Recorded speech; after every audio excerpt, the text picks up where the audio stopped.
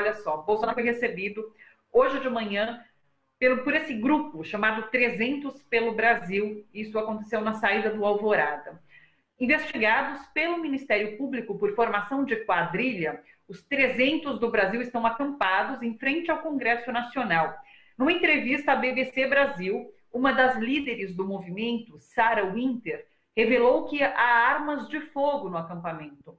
Bolsonaro, hoje, não só parou para ouvir o grito de guerra desses 300, como disse que eles são a sua base. Dá uma olhada. Eu já falei, vou repetir, é Bolsonaro quem manda aqui! Eu já falei, vou repetir, é Bolsonaro quem manda aqui! 300 do Brasil, arrum, arrum, arrum, mito, mito, mito, mito! Já disse no passado que mais difícil do que chegar é se manter e governar, dado o aparelhamento que existe em muitas instituições. Entrevista hoje ao Jornal da Manhã da Rádio Brasil Atual. Essa entrevista ocorreu antes desse encontro de Bolsonaro com o grupo. Vamos ouvir. Isso é crime. Você não pode estar numa área de segurança nacional portando arma. Isso não existe isso. Você não pode estar numa área de segurança nacional portando arma. Sabe? Isso aí, a polícia e o exército deviam se preocupar com isso. E as autoridades também. É um absurdo uma coisa dessa. Eu sou plenamente a favor de liberdade de manifestação. A pessoa tem todo o direito de se reunir em praça pública, não agora na pandemia, né? Porque agora ele é vetor de disseminação do coronavírus, mas em épocas, na época normal, as pessoas se reunirem, protestarem, próprio da democracia. A partir do momento que você chama um ato contra a democracia e vai armado, aí você está falando de outra coisa, você não está falando de democracia. Você está falando de uma força armada que está se opondo à democracia. E se as pessoas não tiverem a dignidade de defender sua própria liberdade, vão perder a liberdade. Porque é isso que acontece quando o fascismo toma o poder. Ninguém mais é livre. O ministro do STF, Ricardo Lewandowski, liberou a divulgação dos resultados dos exames de Bolsonaro para o novo coronavírus. Isso aconteceu agora há pouquinho. 3 laudos foram entregues pela Advocacia Geral da União ao ministro. O jornal Estado de São Paulo tinha recorrido ao STF depois de ter o pedido de acesso aos exames negados pelo STJ. O aguardo agora para que o Estado de São Paulo divulgue, então, o resultado desses testes de coronavírus de Jair Bolsonaro. Finalmente, a gente vai agora para o assunto mais discutido nas últimas horas aqui no Brasil. O vídeo da reunião ministerial do dia 22 de abril, citada por Sérgio Moro como prova da tentativa de interferência mas para ministros de Estado também. A repercussão tomou conta das redes sociais e originou uma campanha para a liberação da gravação na íntegra. Celso de Mello, ministro do STF, responsável por esse processo, deu prazo de 48 horas para que a Advocacia Geral da União e Sérgio Moro se pronunciem a respeito dessa liberação. Ontem, logo após a exibição, o ex-ministro da Justiça publicou numa rede social que é a favor da quebra de sigilo do vídeo. Também, extraoficialmente, a AGU já declarou ser contrária à liberação. Hoje, na saída do Alvorada, Bolsonaro disse que é a favor da divulgação do vídeo e que, ao assistir o material, todos vão, abre aspas, cair do cavalo, fecha aspas. Essa é a fala de Jair Bolsonaro. A gente segue no aguardo pela decisão do ministro Celso de Mello de divulgação ou não desse vídeo da reunião ministerial. Sobre tudo isso, conversamos agora com Pedro Zambarda, jornalista, colaborador do BCM Diário do Centro do Mundo. Oi, Pedro, tudo bom? Tudo bom, Thalita? Vocês estão me ouvindo bem? Perfeitamente. Pedro, queria começar conversando com você sobre essa questão da reunião ministerial, então. Celso de Mello deve ou não liberar esse vídeo. Bolsonaro já disse que por ele libera, Sérgio Moro também. A AGU ainda precisa se manifestar, mas tudo indica que esse vídeo deverá ser divulgado. Agora, ministros de Bolsonaro e o próprio Bolsonaro tentam vender uma versão de que nessa reunião Bolsonaro disse que queria mudanças por conta da segurança própria. Então, ele tinha medo por conta da sua segurança, da segurança dos filhos, e por isso ele queria trocar a segurança própria dele, de fato, e que isso seria uma função do ministro general Heleno, que é responsável pelo Gabinete de Segurança Institucional. E que Sérgio Moro, ministro da Justiça, teria entendido essa mensagem de forma errada. Agora, vamos ver quem vai comprar essa versão, né? É difícil comprar essa versão, né, Thalita? Considerando o próprio comportamento do presidente nos últimos dias, a gente falou, vocês falaram agora há pouco, um pouco sobre esses 300 do Brasil, não só o presidente propriamente, mas o comportamento da militância dele é muito errático, né? Eles estão tentando praticamente, o que a gente pode observar, acobertar um comportamento do presidente de interferência realmente nas instituições e mais especificamente na Polícia Federal. O que se conta nos bastidores, e que é uma discussão muito em cima dessa gravação, é que os dois ministros militares, o Ramos e o general Heleno, não ouviram falar a respeito de uma mudança na Polícia Federal. O Bolsonaro chegou a defender a tese ridícula que ele falou, na verdade, de mudança no GSI. A impressão que dá é que eles dão uma desculpa pior do que, sei lá, estudante que não entregou lição de casa, sabe, Thalita? Aquela coisa bem, bem safada mesmo. Inclusive, o general Ramos parece que foi o único que citou que Bolsonaro teria falado sobre a Polícia Federal nessa reunião.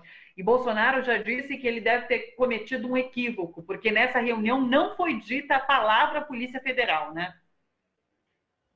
Exatamente. Inclusive, nas próprias trocas da Polícia Federal, o Jair Bolsonaro, nos escalões mais baixos, ele tem tentado colocar o que eles dizem que são os delegados técnicos. Eles têm medo, de fato, e é uma tradição que vou até soar um pouco estranho aqui, mas o ex-ministro Sérgio Moro, quando saiu da pasta, ele fez um comentário que foi bastante coerente. A Polícia Federal tem uma tradição de independência desde os governos Lula e Dilma, e parece que o Bolsonaro está tentando romper com isso radicalmente, o que está provocando também não só uma reação, a gente sabe evidentemente quais são as aspirações aí, as possíveis aspirações do ex-ministro Sérgio Moro. A gente sabe que de santo ele não tem nada, ele quer provavelmente concorrer à presidência da República, ele tem intenções políticas com essa disputa contra o Bolsonaro, mas o fato é que a Polícia Federal e as instituições estão reagindo ao presidente da República. E ele fica tentando instigar essa militância, fica instigando essa extrema-direita para, por exemplo, ameaçar, coloca essas milícias aí dos 300 do Brasil, as milícias digitais que fazem difamação e ataque à reputação das pessoas, principalmente pelo Twitter, como uma forma, eu não diria cortina de fumaça, mas dentro desse sistema, o Bolsonaro ele só ganha enquanto o fio estiver tensionado.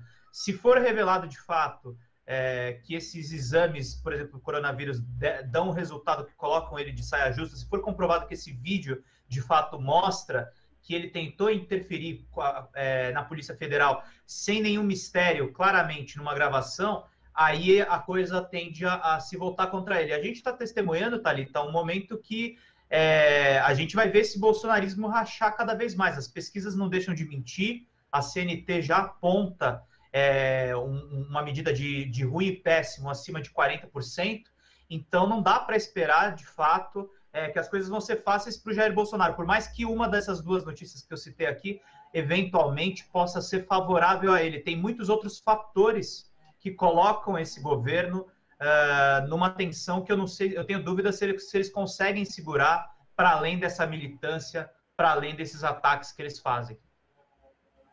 Agora, Pedro, esse termo devastador foi usado bastante pela imprensa, né, em relação a esse vídeo da reunião ministerial. Agora, eu vi muita gente tendo dúvidas sobre o potencial de fato, porque aparecendo o que for agora nesse vídeo e se configurando um crime, Augusto Aras, o Procurador-Geral da República, a partir de um relatório da Polícia Federal, vai ter que oferecer uma denúncia que precisará do aval do Congresso para que o STF abra uma ação penal. Então, assim, sendo por meio de uma ação penal, seja por meio de um impeachment, isso tem que passar pelo Congresso, tem que passar pela Câmara, e a gente sabe que hoje Bolsonaro tem uma maioria na Câmara por conta desse encontro com o Centrão. Então, assim, quais as expectativas, Pedro? Quais são as suas expectativas em relação a tudo isso?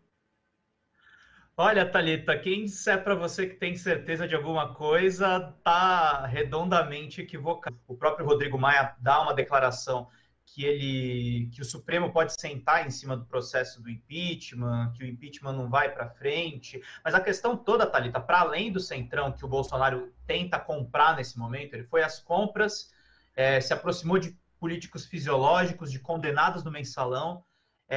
Mas, para além disso tudo, você tem de pano de fundo essa pandemia do coronavírus, que a gente não pode esquecer os dados atualizados. A gente já ultrapassou 11 mil mortes.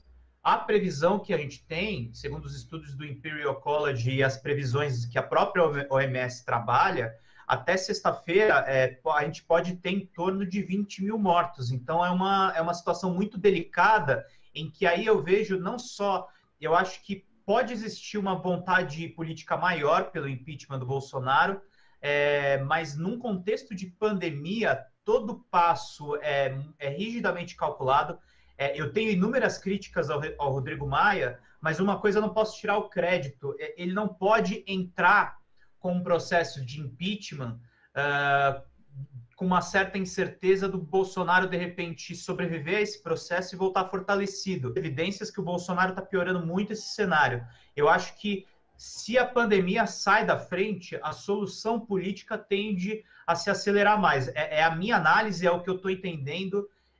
Quanto ao ex-ministro Sérgio Moro, o que eu acho que essa bomba que ele soltou, ela só não é mais explosiva por uma questão muito clara. A gente no DCM tem publicado muitas reportagens sobre o gabinete do ódio e essas redes bolsonaristas, e a grande dificuldade que as fontes têm para contar para a gente é que elas faziam parte do esquema.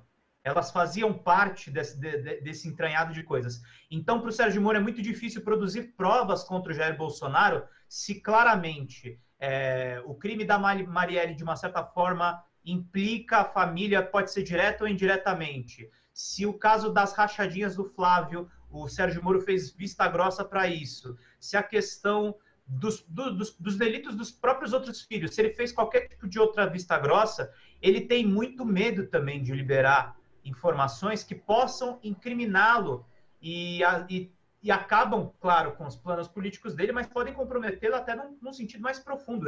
O Sérgio Moro entrou no jogo político. Então, ele está se arriscando muito mais do que quando ele era juiz e ele estava ali escondido na toga e fez aqueles horrores com o ex-presidente Lula e com diversos réus na Lava Jato.